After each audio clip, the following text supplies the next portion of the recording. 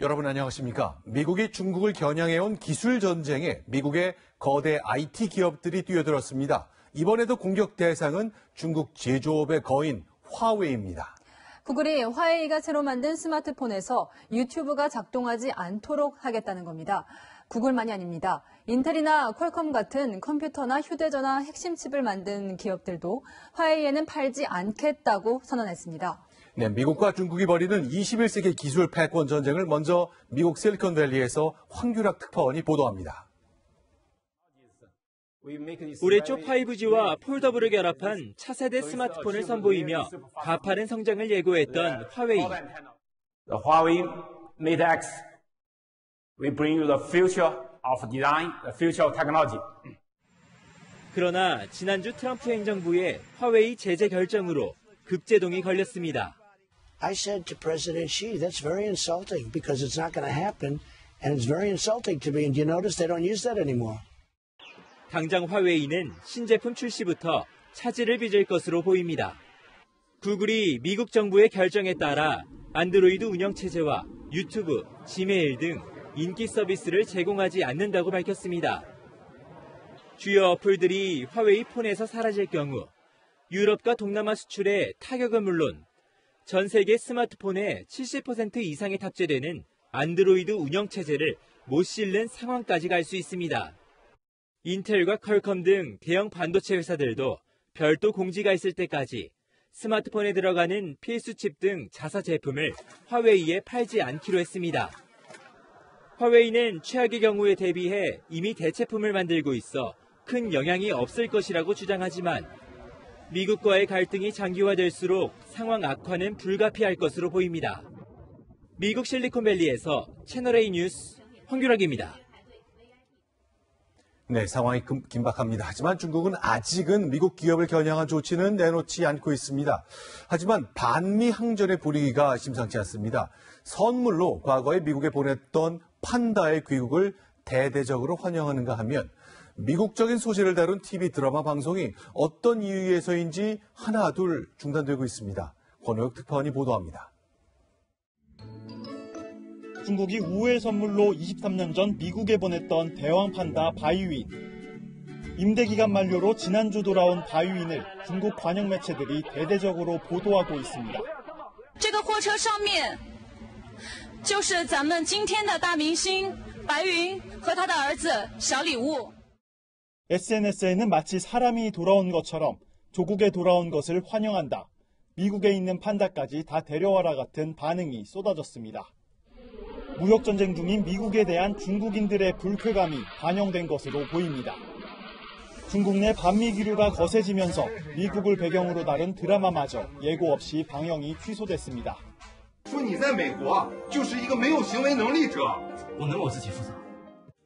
어제 저녁 첫 방영이 예정됐으나 아무런 설명 없이 다른 드라마로 대체됐습니다.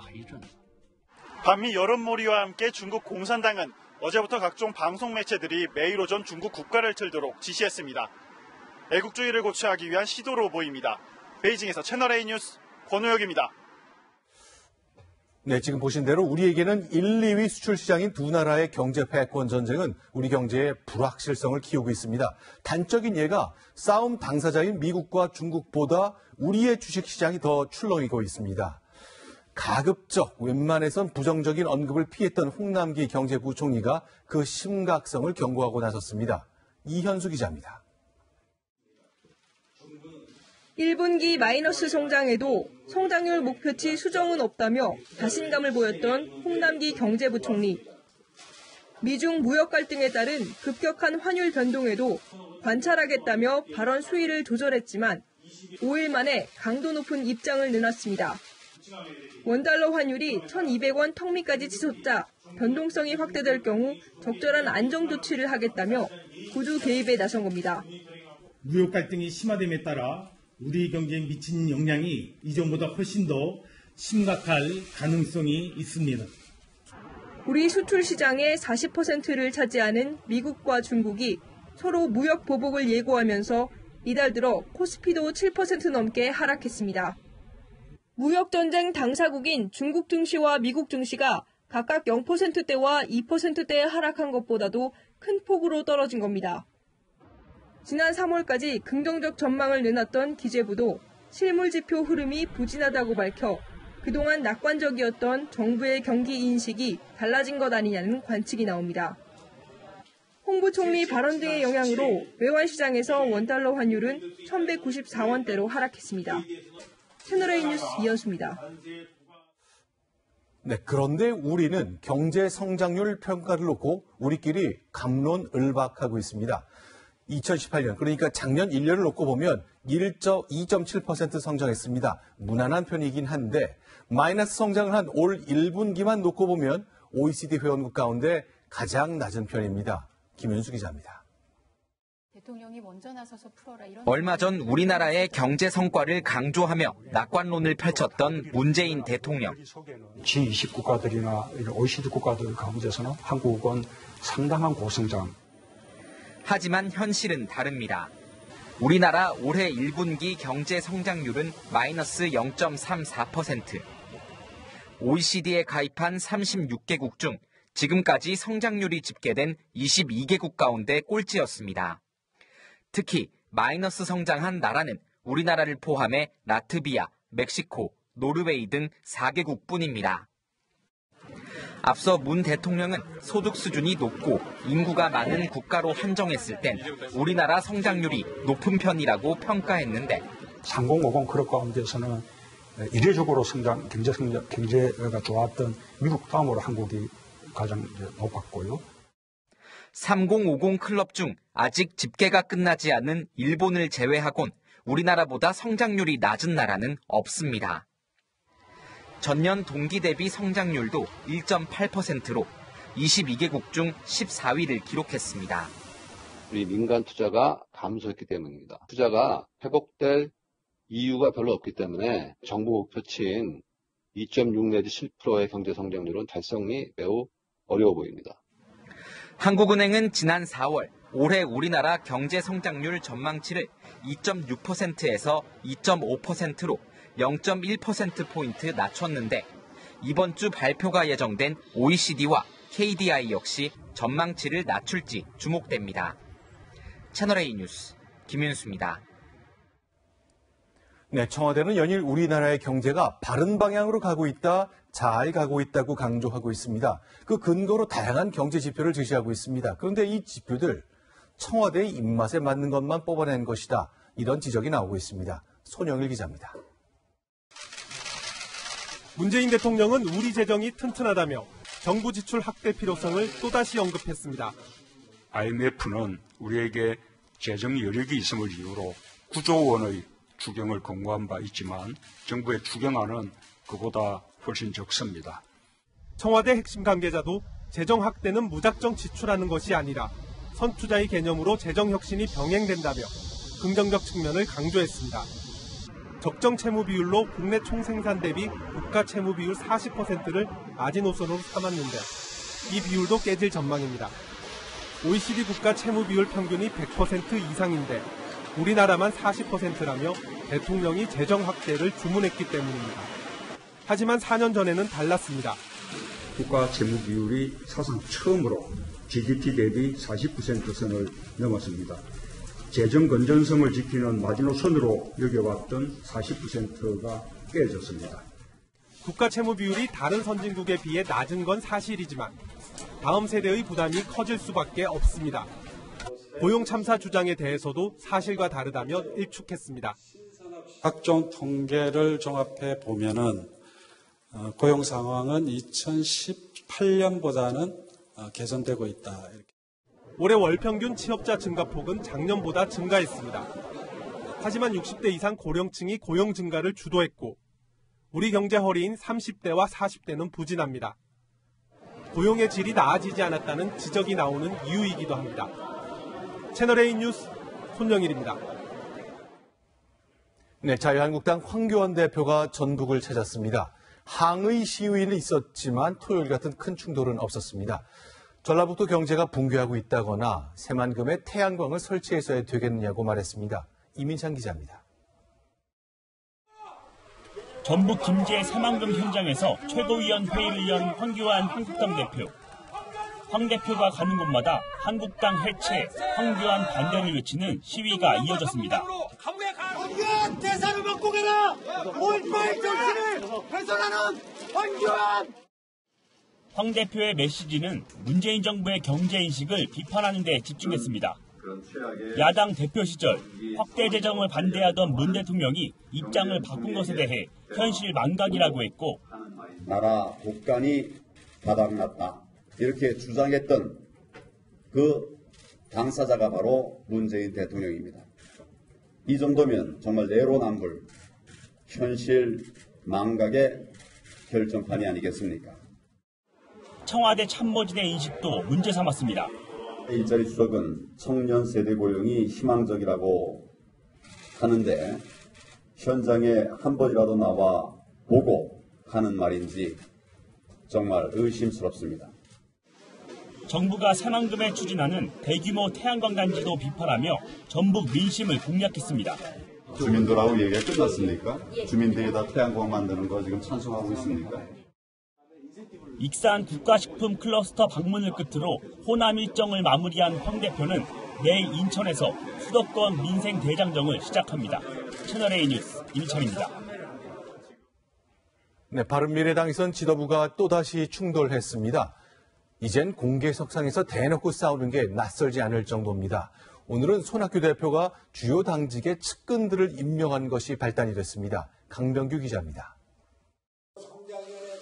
손학규 바른미래당 대표가 최입의 정책위 의장, 임재훈 사무총장 등 측근 임명을 강행하면서 최고위는 또다시 말싸움판이 됐습니다.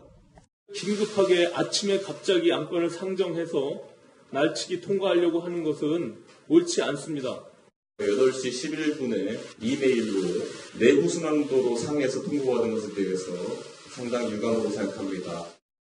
협의를 거쳤다는 손 대표와 일방통보라는 바른정당계 간의 신경전이 이어졌고, 제가 이것은 통보이지 협의가 아닙니다. 분명하게 협의했습니다. 양측의 감정 싸움은 회의장 밖에서도 계속됐습니다. 술 드시고 지원 유세하고 하니까 우리 당이 지지율이 나오겠습니까? 술을 마시고 지원 유세를 한 바가 없고요. 바른정당계는 손 대표가 노욕에 사로잡혀 당을 독선적으로 운영하고 있다며 손 대표에 대한 전당원 재신임 투표를 주장하고 있습니다. 당권 장악을 통해 상대편의 세력을 약화시키고 향후 정계 개편 과정에서 유리한 구도를 선점하려는 힘겨루기는 당분간 계속될 전망입니다. 채널A 뉴스 강병규입니다. 다음 소식입니다. 지난주 건물 옥상에서 30대 회사원을 살해한 중국인 동포가 검거됐는데요. 같은 날 불과 4시간 전 고시원 이웃도 살해했다는 사실이 추가로 드러났습니다. 경찰은 왜 일주일 동안 몰랐을까요? 우현기 기자입니다. 건물 옥상에 사람이 쓰러져 있다는 건물 경비원의 신고 전화가 접수된 건 지난 14일 오후 11시 40분쯤. 출동한 경찰은 건물 엘리베이터를 타고 옥상에서 내려오던 30살 중국 동포 김모 씨를 검거했습니다. 쓰러진 채 발견된 30대 회사원 임모 씨는 김 씨가 휘두른 흉기에 목을 크게 다쳐 숨을 거뒀습니다. 김 씨는 경찰 조사에서 옥상에서 술을 마시는데 시비를 걸어 범행을 저질렀다고 진술했습니다. 그런데 김 씨의 범행은 이뿐만이 아니었습니다. 어제 김 씨가 사는 고시원 옆방에서 52살 중국 동포가 흉기에 찔려 숨진 채 발견된 겁니다. 고시원 원장은 숨진 남성의 단기 입주 계약이 끝나자 확인차 방을 찾았다 시신을 발견했습니다. 있을지, 오늘 이제 나갈지 그 확인차 전화를 했어요. 그랬더니 전화를 안 받더라고요. 이제 확인하러 와서 복구를 하고 보니까 경찰은 고시원 CCTV 영상에서 김 씨가 사망자 방에 드나드는 모습을 확인했습니다. 두 번째 살인사건 발생 4시간 전이었습니다. 김 씨는 숨진 남성이 옆방에서 시끄럽게 해 며칠 전부터 다퉜다고 진술했습니다. 김 씨가 범행을 저지른 고시원입니다. 김 씨는 건물을 곧바로 빠져나와 또 다른 흉기를 구입했습니다. 김 씨는 술을 사서 고시원에서 300m 떨어진 빌딩 옥상으로 올라갔고 1시간 뒤 다시 살인을 저지른 겁니다. 경찰은 검거 당일 김 씨가 만취 상태로 묵비권을 행사해 당일 행적과 주거지 조사를 못했다고 해명했습니다. 경찰은 한 달 전 입국한 김 씨에게 2건의 살인 혐의를 적용해 이번 주 중에 검찰에 넘길 계획입니다. 채널A 뉴스 우현기입니다. 경북 구미의 전자제품 제조 공장에서 불이 나 일대 공장이 모두 타서 무너졌습니다. 유독가스가 유출될 뻔한 아찔한 상황이었습니다. 배유미 기자가 취재했습니다. 시뻘건 불길이 건물 전체를 집어삼킵니다. 불씨는 거센 바람을 타고 인근 건물로 퍼져나갑니다. 날이 밝았지만 하늘에는 검은 연기가 가득합니다. 경북 구미시의 한 전자부품 공장에서 불이 난 건 새벽 3시 35분. 소방당국은 소방인력 300명과 소방차 60대를 투입해 진화에 나섰지만 불은 4시간이 지난 뒤에야 꺼졌습니다. 당시 근무하는 직원들이 없어 인명피해는 없었지만 공장 건물들과 기계가 불에 타 소방서 추산 137억 원의 피해가 났습니다. 휴대전화 부품과 반도체 장비 등 고가의 설비가 밀집해 있다 보니 피해액이 커진 겁니다. 이번 불로 일대 공장 4개 동이 모두 다 무너져 내렸는데요. 바로 옆 공장에는 불상과 질산 등 유독화학 물질이 대량 보관돼 있었습니다. 불길이 이미 저 판넬 쪽으로 보이더라고요. 그 판넬 쪽 제일 가까운 거, 거기 이제 질산이 있었거든요. 그 살아성 물질이 유독가스가 발생하게 돼 있어요. 소방관들이 공장 앞에서 호스로 물을 뿌리며 불길이 번지는 걸 막는 동안 공장 직원들은 트레일러와 지게차 등으로 유독물질들을 밖으로 빼내 유독가스가 누출되는 걸 막을 수 있었습니다. 화재 위험물이 나가면은 피해가 많기 때문에 바로 화학물질 있는 공장을 집중 방어했습니다. 경찰과 소방당국은 합동감식을 통해 정확한 화재 원인을 밝히기로 했습니다. 채널A 뉴스 배유미입니다. 지난주 인천에서 축구교실 차량에 탄 아이들이 사고로 숨졌습니다. 경찰은 어린이 통학 차량이 교통법규를 제대로 지키는지 집중 단속을 시작했는데요. 하지만 사각지대가 있는 것이 문제입니다. 정다은 기자가 짚어봤습니다. 인천 연수구에 있는 한 도로. 경찰이 어린이 통학 차량을 세웁니다. 하지만 아이들의 안전을 확인할 보호자는 보이지 않습니다. 어린이 통학 차량은 개정된 도로교통법에 따라 운전자 외에도 보호자가 탑승해야 하고 안전띠를 했는지 반드시 확인해야 하지만 안전관리가 제대로 지켜지지 않고 있는 겁니다. 다른 학원의 차량도 인솔자가 없기는 마찬가지입니다.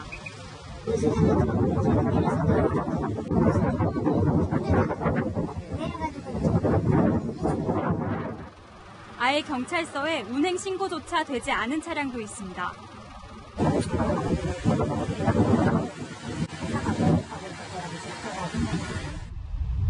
이처럼 경찰이 집중 단속에 나선 대상은 어린이들을 태운 통학 차량입니다. 지난 15일 인천 연수구에서 통학 차량에 타고 있던 초등학생 2명이 숨지는 사고가 나자 실태 점검에 나선 겁니다. 하지만 사고 당시 축구교실 차량은 이른바 세리미법 적용 대상이 아니었습니다. 학원과 보육, 체육시설 등의 차량은 어린이 통학 차량으로 분류되지만 축구교실은 체육시설에 포함되지 않아 일반 차량으로 분류되는 겁니다. 세리미법이 적용 안 되는 사각지대를 없애기 위해선 먼저 관련 법안들을 개정해야 한다는 목소리가 나옵니다. 채널A 뉴스 정다은입니다. 축구교실 차량 사고 피해 어린이들은 보험 손해배상 문제에서도 사각지대에 놓여 있습니다. 사고가 난 승합차 운전자가 만 30세가 안 되는 것이 문제라는데요. 이 내용은 여현규 기자가 전해드립니다. 지난 15일 축구교실 승합차 사고 당시 초등학생 2명이 숨지고 다른 초등학생 3명 등 6명이 다쳤습니다. 경찰 조사 결과 이 승합차는 만 30세 이상 한정 운전 특약보험에 가입된 상태였습니다. 30살 이상의 운전자가 차량을 몰다가 인명피해 사고가 나면 무한대로 보상이 가능한 겁니다. 다치신 분의 손해가 몇십억이 될지 100억이 될지 그건 모르겠지만 무한배상입니다. 하지만 운전자는 아이들에게 축구를 가르치는 만 23세의 코치였습니다. 보험금 지급이 가능한 특약 적용 대상이 아니었던 겁니다. 원래 그 차주가 30세 이렇게 맞춰가지고 가입을 했다는데 신고가 안 되는지 이런 것까지 깊이 생각을 못했다고. 이 때문에 피해 학생 등은 사고 차량의 보험사로부터 제한적으로 보상을 받게 되는 것으로 알려졌습니다. 상위 등급에 따라서 지급 보험금의 한도가 정해집니다. 적게는 80부터 많게는 2천만 원이 됩니다. 차량 소유자들이 의무적으로 가입한 책임보험의 범위 내에서 보상을 받는다는 겁니다. 경찰은 이와 관련해 학부모 등은 먼저 피해 학생들의 보험을 통해 보상을 받은 뒤 향후 축구교실 등의 구상권을 청구해야 한다고 설명했습니다. 경찰은 오는 24일 교통사고 처리 특례법상 치사 등의 혐의로 김 씨에 대한 구속영장을 신청할 예정입니다. 채널A 뉴스 여영규입니다. 조국 대통령 민정수석과 민감용 경찰청장의 오늘 모습입니다. 최근 검경 수사권 조정안을 놓고 경찰의 권한이 지나치게 크다는 우려가 나왔는데요. 당정청이 모인 자리에서 조 수석은 경찰 개혁을 강조했습니다. 국회를 찾은 조 수석이 어떤 말을 했는지 김철중 기자가 전해드립니다. 조국 대통령 민정수석이 경찰 개혁을 강조하고 나섰습니다. 자치경찰제, 일반경찰과 수사경찰의 분리, 정보경찰의 개혁 등 경찰개혁 과제도 속도감 있게 추진되어야 한다고 생각합니다. 수사권 조정으로 경찰의 권한이 비대해질 수 있다는 검찰의 반발을 의식한 발언으로 풀이됩니다. 검찰의 우려가 무엇인지도 잘 알고 있음을 내비쳤습니다. 경찰 수사의 공정성과 엄정성에 대해서는 여전히 의심이 있습니다. 경찰 개혁을 앞세워 검찰의 우려 씻기에 나섰다는 분석입니다. 양정철 민주연구원장이 조 수석을 대선 주자로 거론한 것에 대해선 말을 아꼈습니다. 정계 진출에 대해서 논의들도 나오고 있거든요. 거기에 대해서 생각은 어떠세요?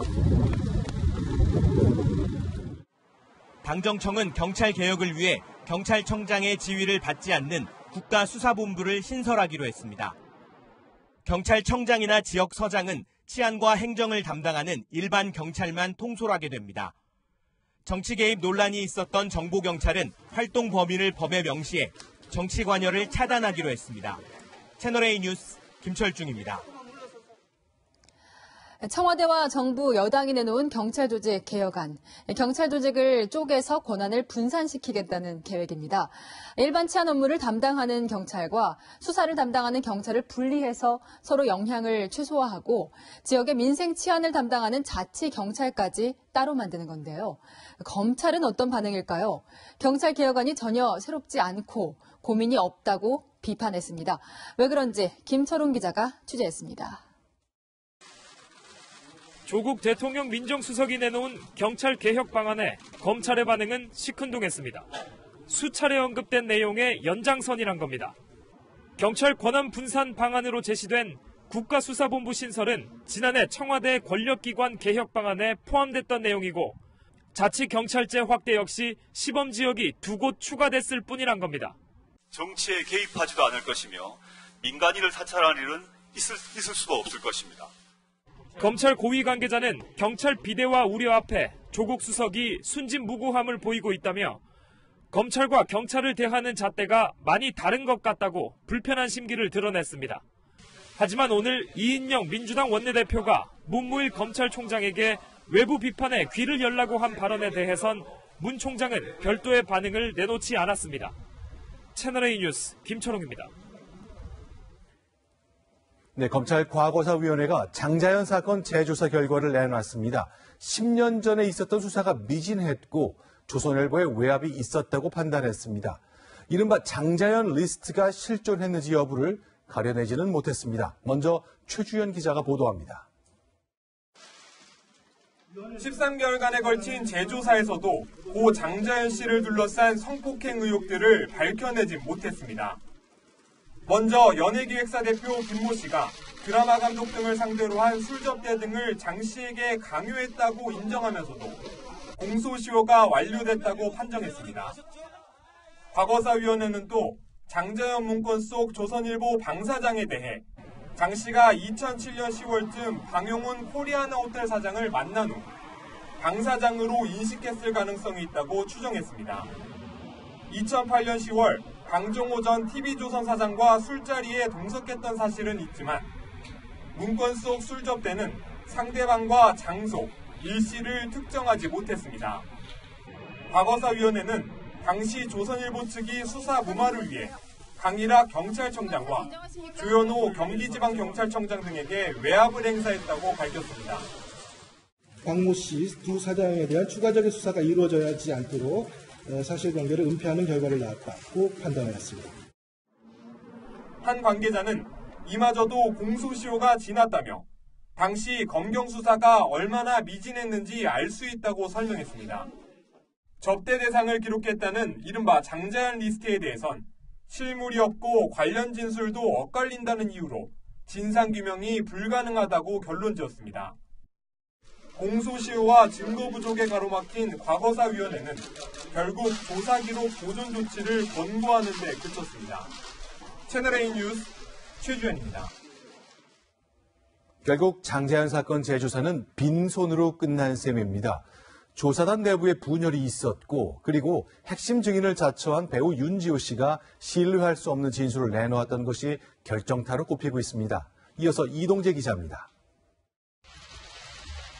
부실한 진상규명 배경엔 공소시효 만료와 증거 부족 외에도 과거사 조사단 내부의 분열이 꼽힙니다.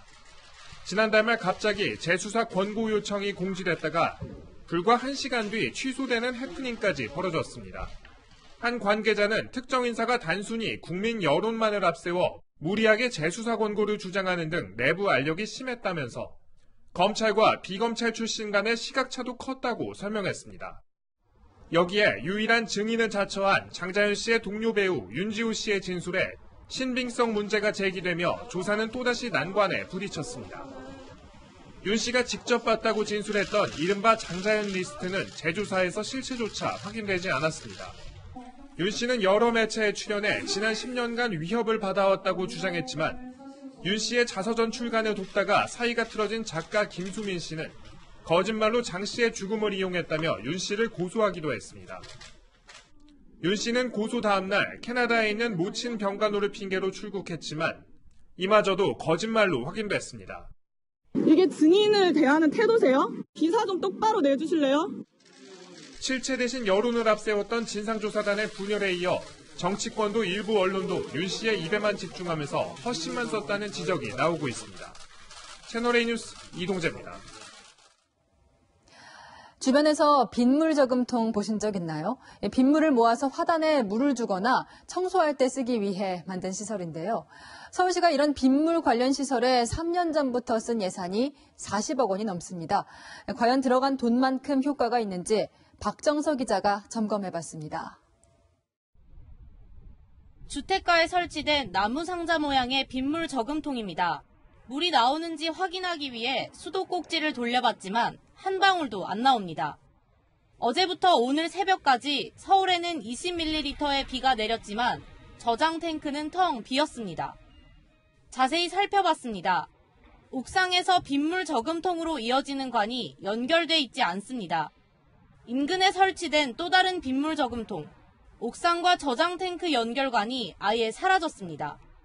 빗물이 고이지가 않고 그냥 형식적으로만 설치된 거로 알고 있어요. 쓸모없으면 철거를 했으면 하는 생각이에요. 빗물 저금통은 주택 옥상에 떨어진 빗물을 관을 통해 지상 탱크에 모아 하단에 물을 주거나 청소할 때 쓰도록 만든 시설입니다. 관리도 엉망이지만 주민들도 거의 사용하지 않습니다. 도로에 깔린 블록에 작은 구멍들이 나 있습니다. 빗물이 땅에 쉽게 스며들게 하는 이른바 투수블록. 일반 블록보다 50% 더 비쌉니다. 물이 고이지 않기 때문에 도로 침수를 막는 효과가 있습니다. 하지만 곳곳에 담배꽁초 같은 이물질이 끼어 있어 제 역할을 못하고 있습니다. 서울시는 2016년부터 이런 빗물 시설을 설치하는데 45억 원의 예산을 썼고 올해도 22억 원을 투입할 예정입니다. 들어가는 돈만큼 쓰임새가 있는지 검증이 필요해 보입니다. 채널A 뉴스 박정서입니다. 퇴근한 후에도 학부모의 전화를 받는 선생님들은 스트레스를 받고 담임 선생님 휴대전화 번호도 모르는 부모는 불안합니다. 교육당국이 대책을 내놨다는데요. 이지훈 기자가 알아봤습니다. 최근 경기도교육청이 일선 학교에 보낸 공문입니다. 담임교사의 휴대전화 번호를 학부모에게 공개하는 걸 지시하거나 강요하지 말라는 내용입니다. 퇴근 뒤에도 학부모의 전화에 시달리고 사생활이 침해되는 피해를 막기 위해서입니다. 교원단체 설문조사에 따르면 교사 10명 중 8명이 전화나 SNS 메시지로 피해를 봤다고 응답했고 10명 중 7명은 전화번호 공개를 반대했습니다. 밤에도 그렇고 주말에도 그렇고 그냥 물어봐요. 카톡으로. 핸드폰 번호만 알면 자동 연결해서 사생활임에도 불구하고 위축이 되고. 학부모들의 반응은 엇갈립니다. 교사의 사생활을 존중해야 한다는 의견과 함께 작년에 저희가 외국에서 학교를 다녔거든요. 담임 선생님의 일절 전화번호를 공개하지 않았어요. 위급한 일이 생겨도 연락할 방법이 없다는 반론도 나옵니다. 아침에 아이가 학교에 못 가게 될 경우 아니면 지각하게 될 경우 선생님한테 문자를 보내거든요. 핸드폰 써야 되지 않을까. 하지만 교사들의 스트레스 호소가 늘면서 경남과 충남교육청은 교사에게 별도의 업무용 휴대전화 번호를 주기로 했습니다. 서울시 교육청은 아예 업무용 휴대전화기를 지급하는 등 교사의 사생활을 보호하는 조치들이 잇따르고 있습니다. 채널A 뉴스 이지훈입니다.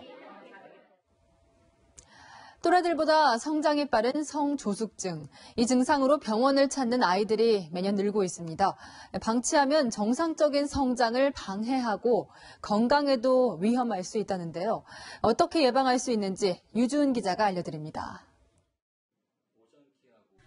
초등학교 3학년 딸아이와 함께 성조숙증 클리닉을 찾은 엄마는 걱정이 앞섭니다. 다른 아이들에 비해서 이도 빨리 나고 이래서 걱정을 원래부터도 하고 있었는데 몸에서 냄새도 나는 것 같고. 성조숙증은 여자는 만 8살, 남자는 만 9살 이전에 2차 성징이 나타나는 걸 말하는데 가슴에 멍울이 생기거나 고환이 갑자기 커진다면 의심해봐야 합니다. 2017년 한 해에만 성조숙증으로 병원을 찾은 아이들은 9만 5천 명이 넘었고 2013년에 비해서는 42%, 한 해 평균 9%씩 늘고 있습니다. 성조숙증 환자는 여자아이가 90%로 대부분을 차지하지만 최근엔 남자아이도 가파르게 증가하고 있습니다. 우리 몸에 들어갔을 때 여성 호르몬처럼 역할을 하는 부분이 많아서 환경 호르몬의 노출이 많을수록 성조숙이 증가하고 있지 않을까.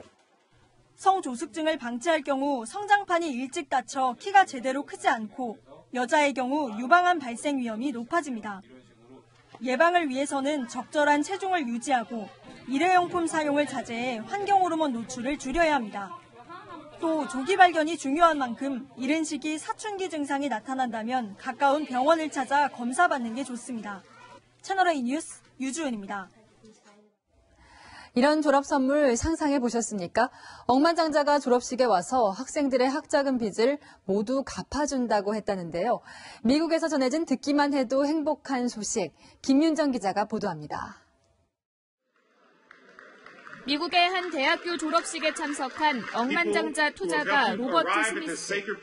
축사를 하던 도중 깜짝 발표를 합니다. And my family is making a grant to eliminate their student loans. 예상치 못한 선물에 연단 뒤에 앉아있던 학교 관계자들도 놀란 표정을 감추지 못했고 학생들은 모두 일어나 환호했습니다. MVP! 참석자들은 단체로 춤을 추며 행복한 졸업식을 마쳤습니다. 깜짝 선물을 받게 된 졸업생은 396명. 이들의 학자금 대출액은 우리 돈으로 480억 원에 달합니다. Wow. Yeah. It's either an investment in my future or just no investment at all. So to hear that it will be taken care of is just like now I can pay it literally forward. 스미스 씨의 현재 자산은 우리 돈 6조 원 규모로 흑인계 미국인 중 최고 부자로 꼽힙니다. 2017년엔 재산 대부분을 기부한다는 서약을 남기는 등 다양한 기부 활동을 해왔습니다. 졸업생 모두가 동등한 출발선에서 꿈을 이루고 성공의 열매를 다시 이웃과 나누길 바란다는 스미스. We are enough to ensure we have all the opportunities of the American dream. And we will show it to each other through our actions and through our words and through our deeds. 대학을 졸업한 미국의 청년들이 1,800조 원에 달하는 등록금 빚을 안고 사회에 진출하는 상황에서 한 억만장자의 통 큰 선물은 미국 사회에 큰 울림이 되고 있습니다. 채널A 뉴스 김윤정입니다. 유럽 정치권이 발칵 뒤집혔습니다. 오스트리아 부총리가 나온 동영상 때문인데요. 러시아 여성과 검은 뒷거래를 하는 장면이 고스란히 담겼습니다.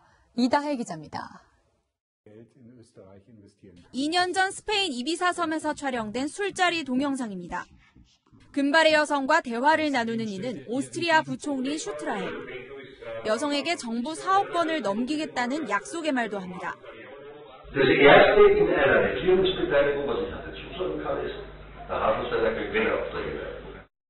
슈트라헬은 오스트리아 극우 정당인 자유당 소속으로 검은 뒷거래가 탄로나며 부총리직에서 해임됐습니다.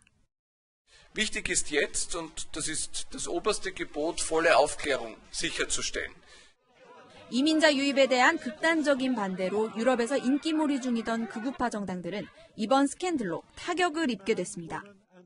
heißen, dass wir stolz auf unser eigenes Land sein können und gleichzeitig Europa bauen.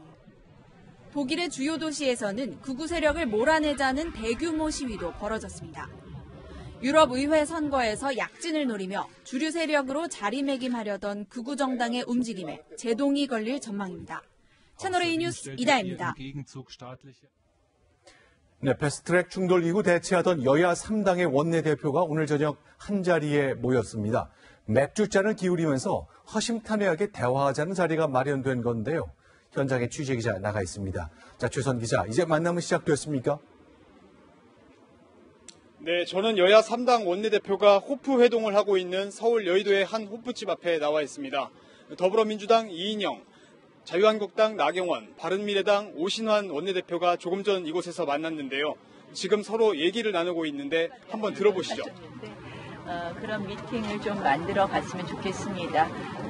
이 정치라는 것이 국민들에게 희망을 드려야 되고 또 그것이 그 희망을 드리는 것은 결국 국민들이 가장 아파하시는 것을 같이 해야 되는데 지금 국민들께서 아파하시는 것은 역시 경제라고 생각을 합니다. 네. 그래서 그 해법에 있어서 들어보니 일단 분위기는 화기애애했는데요. 하지만 당장 국회 정상화 같은 결과물이 나오기는 쉽지 않아 보입니다. 서로 요구하는 게 다르기 때문인데요. 민주당은 이달 내 추경안 처리를, 한국당은 패스트트랙 법안 지정 철회와 사과를 요구하고 있습니다. 양당의 분위기로 봐서는 아직까지 상대방의 요구를 들어줄 생각은 없어 보입니다. 원내대표들 간의 회동, 앞으로 여러 차례 더 해야 뭔가 접점을 잡을 수 있을 것 같습니다. 지금까지 채널A 뉴스 최선입니다. 네, 김현미 국토부 장관이 공개 글을 올리면서 이곳저곳에 불만 잠재우기에 나섰습니다. 김 장관은 내년 총선 출마를 준비하고 있는데요. 지역구인 경기도의 고향과 일산 지역 유권자 마음을 돌려세우기 위해서 방탄소년단의 음악을 활용했습니다. 김남준 기자입니다. 3기 신도시 발표에 반발하는 기존 일산 신도시 주민들의 주장입니다. 김현미 밑에서 살림살이 좀 나아지셨습니까? 김현미 국토부 장관의 지역구 주민들 반발이 커지자 지난 18일 김 장관은 SNS에 일산이 언급된 BTS 노래를 올리며 일산이 너무 핫하다고 말합니다.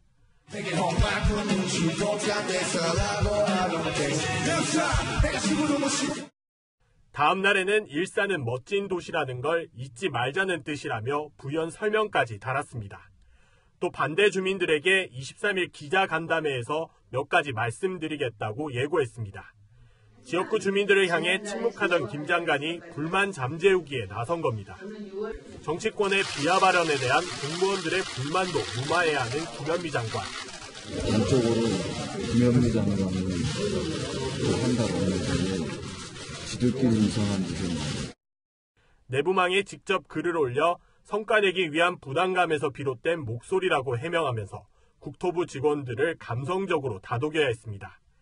하지만 장관의 해명에도 당분간 안팎의 불만은 쉽게 가라앉지 않을 것으로 보입니다.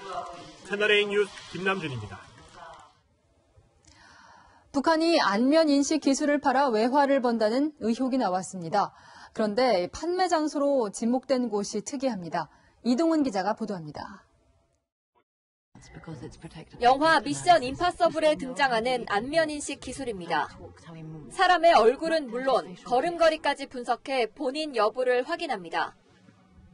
미국 CNN 방송은 싱크탱크를 인용해 베트남 하노이의 북한 고려 식당이 안면인식 기술 판매로 외화벌이를 하고 있다는 의혹을 제기했습니다. 고려식당은 외관상으로는 다른 북한 식당과 다르지 않습니다. 원래는 똑같이 해드리겠습니다. 주류는 안 드셔도 됩니다. 네, 괜찮아요. 하지만 이 고려식당 주인 북한인 김정길이 안면인식 기술 전문가로 추정된다고 외신은 보도했습니다. 북한은 지난 1월 초 김일성 종합대학이 안면인식 기술 개발에 성공했다고 밝혔습니다.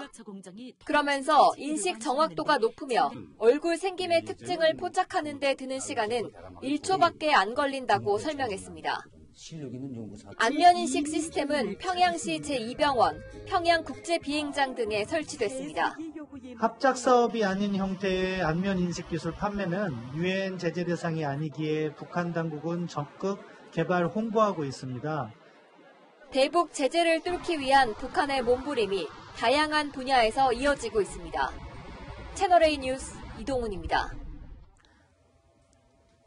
오늘부터 질량의 단위인 킬로그램의 정의가 130년 만에 바뀝니다.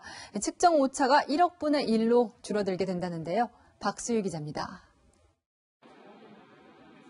1889년부터 킬로그램의 기준을 정의해온 국제 킬로그램 원기. 130년 동안 머리카락 한 올의 무게인 1만 분의 1g가량 가벼워지면서 표준 무게의 오차가 생겼습니다. 새로운 킬로그램은 물리적 무게가 아닌 양자역학의 기본 상수, 플랑크 상수를 이용해 수학적으로 정의됐습니다. 플랑크 상수와 길이 시간의 단위를 이용해 무게를 계산해냅니다. 새로운 정의에 의하면은 작은 질량을 지금보다 거의 100배 이상 정확하게 측정할 수가 있게 됩니다. 한국을 포함해 전 세계에 6대만 있는 킵을 저울로 측정할 수 있습니다. 킬로그램의 정의가 바뀌어도 일상에 변화는 없지만 영화에서 시간여행의 통로로 활용됐던 양자영역 같은 초미세 측정을 위해서는 정밀한 단위가 필수.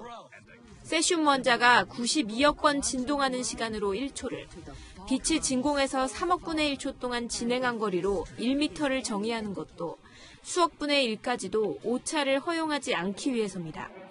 킬로그램 외에도 온도, 전류, 물질의 단위 역시 세계 측정의 날인 오늘 물리적 상수를 이용해 새롭게 정의됐습니다. 채널A 뉴스 박수입니다. 원경환 서울지방경찰청장은 이른바 대림동 여경 대처 미흡 논란과 관련해 여성경찰관이 제 역할을 다했다고 밝혔습니다. 그러면서 원 청장은 오늘 경찰서장들이 참석한 간부회의에서 현장 공권력이 위축되지 않도록 잘 챙기고 노력해달라고 당부했습니다. 검찰은 김학의 전 차관 수사의 핵심 인물인 건설업자 윤중전 씨에 대해 구속영장을 다시 청구했습니다. 윤 씨는 김 전 차관에게 뇌물과 성접대 등을 제공한 의혹을 받고 있으며 지난달 구속영장이 기각됐습니다. 검찰은 구속영장 재청구에서 강간치상 혐의를 추가했습니다. 미세먼지 없이 파랗고 쾌청한 하늘이 한 폭의 그림 같았죠. 내일도 오늘만큼 깨끗한 하늘 보실 수 있겠습니다. 공기도 쾌적할 텐데요. 강한 자외선에만 잘 대비해 주시면 되겠습니다. 내일도 일교차는 무척 큽니다. 밤사이 북서쪽에서 찬 공기가 내려와 내일 아침은 다소 쌀쌀하겠고요. 낮에는 기온이 아침보다는 10도 이상이나 오르겠습니다. 일부 지역에서는 강풍의 대비가 필요합니다. 강원 산지에는 초속 10에서 18m의 매우 강한 바람이 예상되는데요. 이 정도면 큰 나무가 흔들릴 정도의 세기입니다. 시설물 다시 한번 돌아봐 주시기 바랍니다. 내일 아침 기온은 서울이 13도, 대구가 11도로 평년 기온을 밑돌겠고요. 한낮에는 서울이 23도, 광주 24도, 대구가 26도로 오늘보다는 높아지겠습니다. 목요일부터는 서쪽에서 따뜻한 공기가 유입되면서 다시 더워지겠습니다. 날씨였습니다. 네, 미국 기업이 중국 휴대전화에서는 유튜브를 못 보게 할 가능성이 커졌습니다. 무역전쟁, 기술 패권 전쟁이란 게 이렇게 무자비한 거지요. 그런데 눈을 안으로 돌려보면 우리의 경제 논쟁과 미래 논쟁은 뭔가 한가하고 텅 비어 있습니다.